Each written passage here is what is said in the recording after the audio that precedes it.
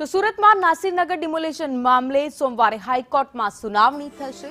100 પરિવારો ન્યાયની રાહ જોઈને બેઠા છે।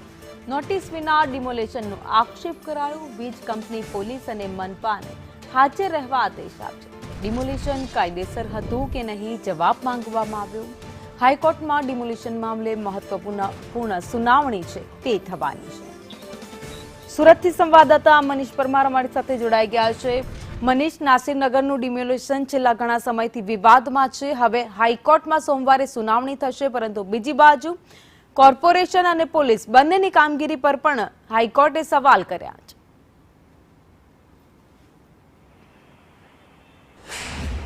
જી બિલકુલ, વાત કરીએ તો જે નાસિરનગર ડિમોલેશન વિવાદમાં રહ્યું હતું, આખરે હાઈકોર્ટની અંદર પિટિશન દાખલ થઈ છે અને હાઈકોર્ટે વીજ કંપની, પોલીસ અને મહાનગરપાલિકાને સોમવારે સુનાવણી માટે બોલાવ્યા છે।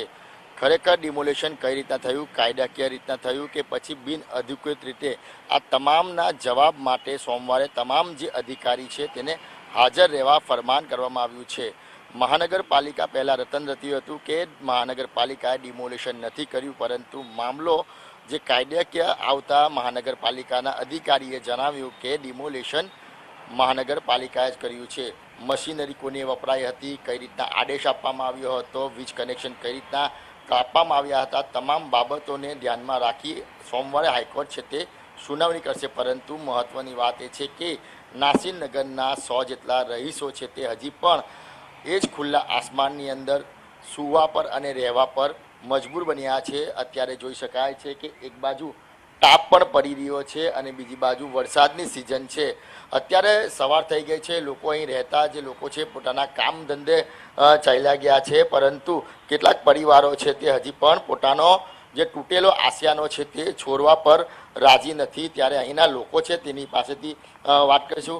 क्या कहोगे चाचा, सोमवार को सुनावनी है, किस तरह से देख रहे हो? हमको कोर्ट पे भरोसा है, हमारे साथ अन्याय नहीं होने देगी, न्याय करेगी।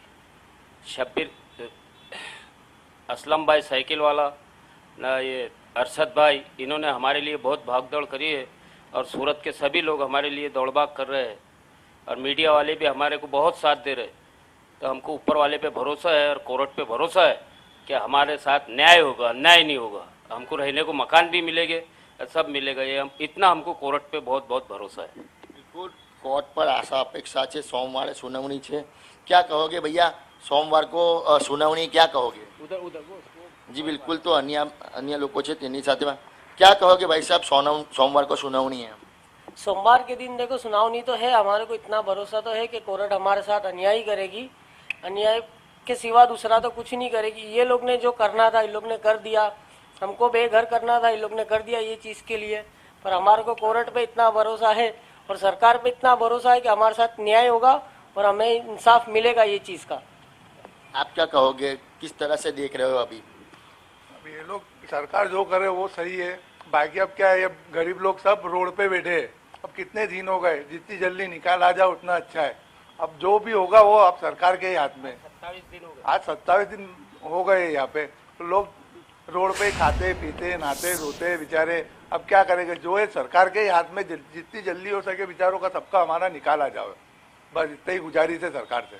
બિલકુલ, તો કોર્ટ પર આશા અપેક્ષા રાખી રહ્યા છે કે કોર્ટ દ્વારા તેમને ન્યાય કરવામાં આવે। જે પ્રમાણે કોર્ટે પણ કહ્યું હતું કે કોઈ પણ એક ઘર પણ તૂટે છે તો તેને કાયદાકીય રીતના તમામ જે પ્રક્રિયા થવી જોઈએ ત્યારબાદ જ તોડવામાં આવતું હોય છે। અહીં 100થી વધુ ઘર કઈ રીતના તોડવામાં આવ્યા તેને લઈને અનેક સવાલો ઉઠી રહ્યા છે। એટલે હવે સોમવારે હાઈકોર્ટની અંદર તમામ જે લોકો છે તેને હાજર રહેવાનું ફરમાન છે।